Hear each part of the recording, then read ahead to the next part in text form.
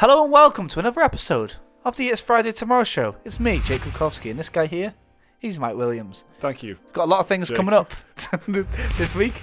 Battlefield 5 launches, so of course we're going to be talking about that. What else we got on? Yeah, well, I was going to say that actually, but yeah. Doesn't matter. Cliff.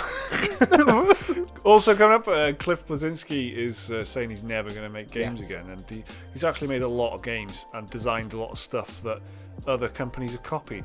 So we're going to talk about him for a little bit.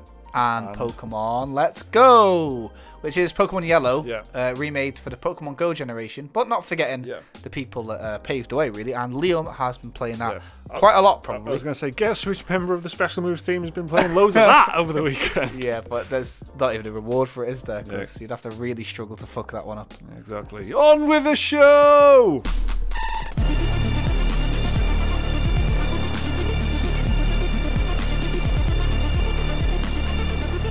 So Battlefield 5 has, of course, already had 2 releases. It is that kind of game, and the third and final release happened this week.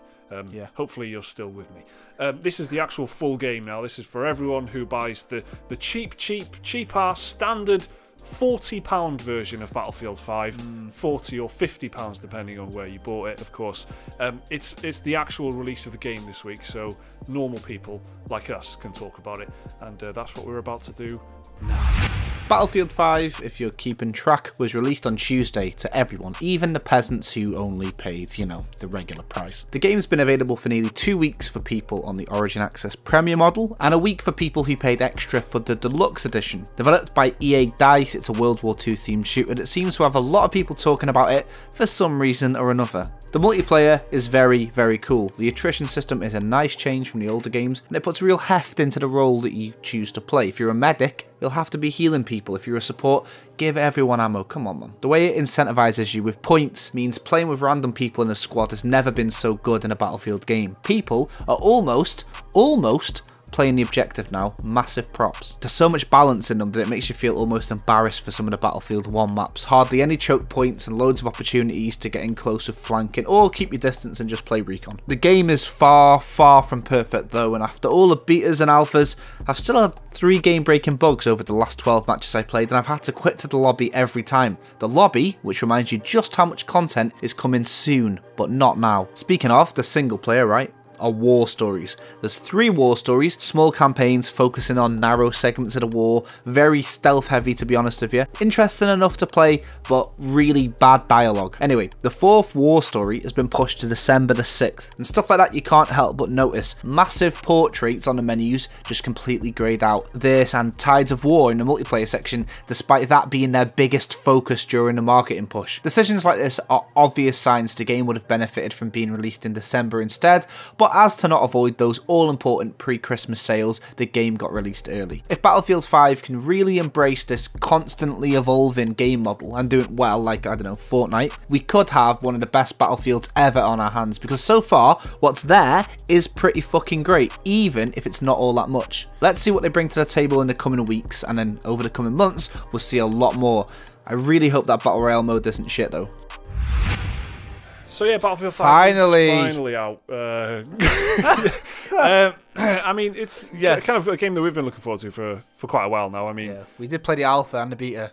Yeah, so we had quite a bit of hands-on time with it, but it's interesting to see the reviews on it actually, because they seemed like really hot. Some of them seemed like, oh yeah, this is the best Battlefield ever. But then you look at Metacritic and it's actually not that great. And a few of the reviews have kind of come in a bit colder than I thought. So I guess it's another divisive Battlefield game, I suppose. They're all divisive until there's been 2 more. And then they're all of a sudden the best one. So what I'm saying is, look forward to Battlefield 6 when people decide Battlefield 1 was the best Battlefield. Yeah. Look forward to Battlefield 7 when 5 was the best one. No one's saying that about Hardline though, are they? No one is saying that about Hardline, and that's quite talented. But you're totally right, because the reviews in progress were also full of hope and wonder. Yeah. And then the end reviews almost always seem to say it feels a little bit unfinished. Yeah. And stuff like that. But a lot of bugs, and that's the kind of big takeaway from the launch, is that it's a little bit messy, like a little bit of a glitchy, you know, one of them rough kind of feeling games at launch, and I don't think there has been one like that for a while. And Fallout 76, I guess, has had a bit of a while ago, last week. But it's been a while. But when you cast your mind back over the last year or so, how many like really disastrous launches or like rocky launches can you think? Because I feel like people have been doing it. Not really that bad. I'm sure we've missed a glaringly obvious one. Probably, I'm sure. Well, yeah, did Sea of Thieves come out? Yeah, great for the... Well, I think that was just rubbish, wasn't it? Yeah, yeah, not the launch, just the whole thing. Yeah. Yeah. Feel a bit mean now. Well, Cliff Bleszinski... moving swiftly on. Oh, yeah, that's another game that didn't just have a rough launch, a rough everything.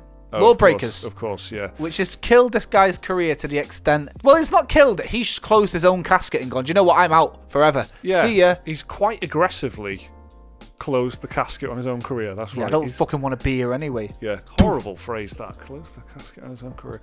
But yeah, Cliff Bleszinski, legendary game designer, made a lot of games that have been very influential. You know, obviously he was involved in Lawbreakers and Boss Key production. So if you've been following gaming news for the last couple of years, you'll know about the story of Lawbreakers. And it's just a game that did not. The tragic story of Lawbreakers. Well, yeah, and then they kind of really quickly tried to do a battle royale game called Radical Heights. That's what made it so tragic. They were just trying. They were really trying. Yeah, that was like one last swing. Yeah, exactly. And a miss. Yeah. And now, Cliff Bleszinski, after that, everyone thought, you know, maybe he'll come back again and, you know, rise from the ashes. And he's just said, Nah, mate. Yeah. I'm out of here. Yeah, so let's take a look at the life and times of Cliff Bleszinski.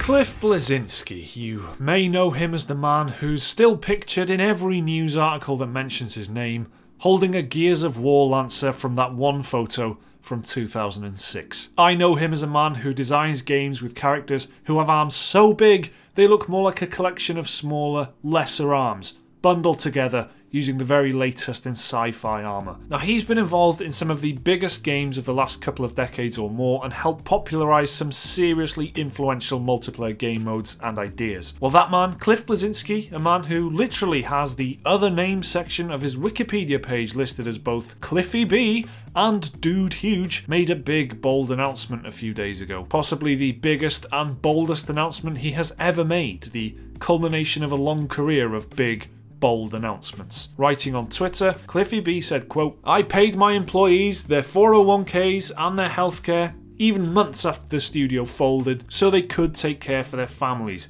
I didn't take a salary myself for 2 years. I get you're sad, but God, this kind of shit is another reason I am never making another game." That rather sharp announcement was followed up some days later with another lengthier, rather philosophical post on his Facebook page. There he wrote, "I really honestly feel over it, brackets, making games. We're in a polarised world in which we yell at each other through the glaze of glowing rectangles when we could be kind to one another in person. We're in a world where it's cooler to watch other people play 1 to 3 games than to actually play one yourself." It does actually go on like this for a few sentences. But Cliffy B also did say that gamers were good to him too, but the thought of doing it again simply doesn't appeal to him. He decried the non-stop dysfunction of working in games, where no one knows what they're doing and those who hit it big are just as talented as they are lucky. He says his #1 job now is focusing on his friends and family, which being able to do that, I guess, is the one small net positive of being a millionaire games designer. But if Cliffy B is in fact telling the truth here and not talking through his ass, as has been a hobby of his in the past, he does leave behind one heck of a legacy. Bleszinski broke into the industry when he joined Epic Games in 1992. His first success came with the platformer Jazz Jackrabbit, at the time Epic's best-selling game, and grew in prominence working on the hugely influential games Unreal and Unreal Tournament. He of course, perhaps most famously, became the designer of Xbox 360's Gears of War 1, 2 and 3. The first 2 of which, in particular, played a huge role in the sudden explosive boom of online multiplayer on the living room console. Gears, of course, also helped popularise cover shooter mechanics and introduced the world to the idea of the bro shooter, shooting stuff with big bros. That was very popular at the time. Cliff Bleszinski's last hurrah in games was of course the rather unsuccessful multiplayer shooter Lawbreakers, and ultimately the battle royale attempt that was Radical Heights. The failure of Lawbreakers and,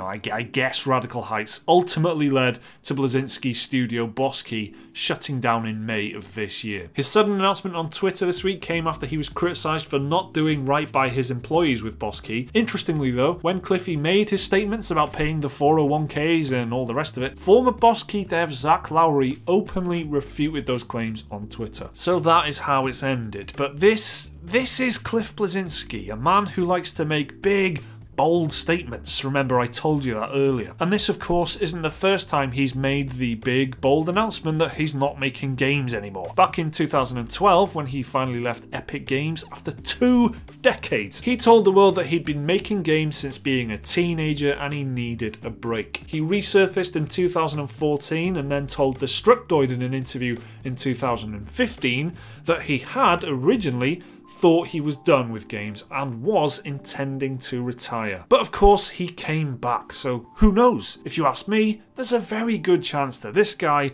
will be designing games again within the next few years. So that was a couple of cliff notes about Cliff Bleszinski. It's good. That it was. It's actually beautiful. Yeah, it's actually beautiful. That. Yeah. Well, Cliff notes. You see, his name is Cliff. Yeah, good. It was good. Pokemon Let's Go. I love the confidence with which you just said that thing that you just said. Yeah, it was good. Yeah, moving on. I loved me. Pokemon Let's Go, Eevee and Pikachu. Liam got the Pikachu one. He's going to tell you all about it right now. Liam, take it away, boy.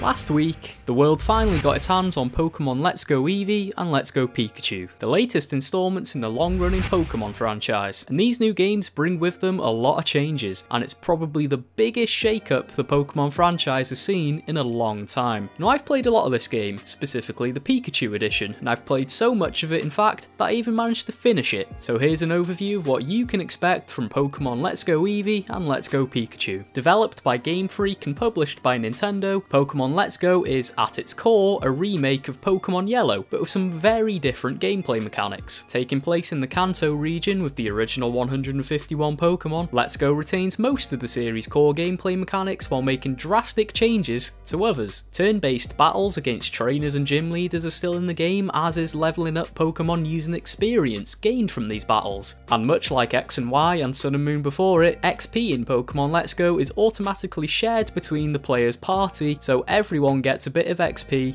even if they weren't involved in a battle. As for the story, players take on the role of a new trainer as they work towards challenging the Pokemon League while also foiling the plans of Team Rocket. So far it all sounds pretty familiar, right? But there are some very big changes to the series' signature gameplay. In Pokemon Let's Go, instead of players having random encounters with Pokemon in grass, players can see Pokemon out in the overworld before encountering them. And then all you have to do is catch them. Catching Pokemon in Let's Go works almost identically to how catching works in the mobile spin-off Pokemon Go. This means players don't have to battle and weaken wild Pokemon anymore before attempting to catch them. Players can use various items like raspberries and higher tier Pokeballs to make the catching easier, but it all comes down to the timing and accuracy of your throw. A successful catch will reward players with XP, and players are encouraged to catch multiple Pokemon in a row for a catch combo, which offers greater rewards and increases the chance of a shiny Pokemon appearing. Catching Pokemon is mostly done through the use of motion controls, and players can use Joy-Cons, the Switch is built-in gyroscope functionality, or the new Pokeball Plus controller. Alternatively, players can use the Joy-Con analog stick to adjust their position and then press the A button to throw. Now it is worth saying, during my time with the game I did encounter the occasional issue with the motion controls not registering an input right away. Another big change in Pokemon Let's Go is the ability to increase your Pokemon stats such as HP, attack and defense through the use of various candies. Players are rewarded with candies whenever they catch Pokemon out in the wild, transfer Pokemon to Professor Oak, and occasionally they will be given some as a prize after winning a trainer battle. Stats are then added up to make up an overall combat power value, similar to how the strength of Pokemon is calculated in Pokemon Go. Some other changes include a Pokemon box in the player's inventory which lets them instantly access any Pokemon they've caught without having to visit a PC in a Pokemon Center. HMs are also gone in Pokemon Let's Go and replaced with secret techniques, moves that your Pikachu or Eevee can learn, but functionally they are the same as HMs, just with different names, and you don't have to give up a move slot to use them. Pokemon breeding is also missing from Let's Go, so if you were really into hatching eggs, then sadly it's not here this time. Trading and battling Pokemon Online is also a bit more complicated than previous games, and the global trade system, Wonder Trade, and Battle Spot are sadly not featured in Pokemon Let's Go. If players are looking to trade or battle online, they have to input a randomly generated code which lets them connect to each other, but beware, a subscription to the Nintendo Switch online service is required for this. However, a returning feature from some of the older games is the ability to have a Pokemon follow you around the overworld. In addition to your partner Pikachu or Eevee, players can pick a Pokemon from their party party to follow them around, and in some cases even ride on them. And this does actually have a gameplay advantage, because every so often these Pokemon might find a hidden item for players to pick up. Pokemon Let's Go also has a mini game where players can interact with their Pikachu or Eevee and customise their appearance using a variety of items such as outfits. Another big new feature is the Go Park, a special area that allows integration between Pokemon Let's Go and Pokemon Go. In the Go Park, players can transfer Pokemon they've caught in the mobile game to their Switch, where they can interact with them or attempt to catch them again to use in Pokemon Let's Go. And last but not least, the game also supports local co-op multiplayer for up to 2 people. At almost any time, a second player can drop in and take part in trainer battles or help catch wild Pokemon. So that about covers everything in Pokemon Let's Go, without spoiling some of the late game surprises. But what do I think about it? Well, personally, I enjoyed Pokemon Let's Go a lot, and it might just be one of my favourite Switch games released so far. It took me just under 25 hours to beat the main story, and the game was pure joy from start to finish. As a big Pokemon fan, the return to Kanto with the original 151 was very nostalgic, and I actually thought the new gameplay mechanics were a nice shake-up to the series formula. My only real complaint about the game is the motion controls, which could be a bit hit or miss at times, but these issues happen so rarely, it didn't really bother me all that much in the end. But all this praise doesn't mean I want every Pokemon game to be like Let's Go, and I'm very much looking forward to the next Pokemon game, which has already been confirmed as a core RPG that will follow series traditions. But if Game Freak were to keep Let's Go running as its own sub-series, while still making traditional Pokemon RPGs, well, this would be the best of both worlds. So there you go folks, an in-depth look at Pokemon Let's Go Pikachu and Let's Go Eevee, which are out now exclusively on the Nintendo Switch. I've been Liam, see you next time. Pokemon Red was the first Pokemon I ever played. Me first too. Pokemon.